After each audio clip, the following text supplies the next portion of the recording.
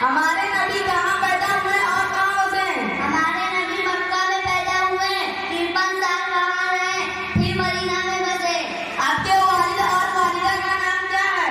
आपके वालिद का नाम अब्दुल्ला और वालिदा का नाम हजरत आमना था। आपके दादा दादी और नाना नानी का नाम क्या है? आपके दादा का नाम अब्दुल मुत्तलिब, दादी का नाम फातिमा, नाना का नाम वहाब बिन अब्दुल मनाफ और नानी का नाम बर्रा था। आपके चाचा और फूफिया कितनी थी? आपके चाचा 11 और फूफिया 6 थी।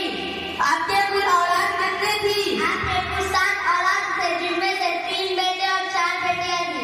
आपके दूध पिलाने वाली माँ का नाम क्या था? आपको दूध पिलाने वाली माँ का नाम हजरत हलीमा था। आपके कुल बीवियाँ कितनी थी? आपकी कुल बीवियां 11 थी। आपको नबूवत कितने सालों में मिली? जब आपको नबूवत मिली उस वक्त आपकी उम्र 40 साल 1 दिन थी।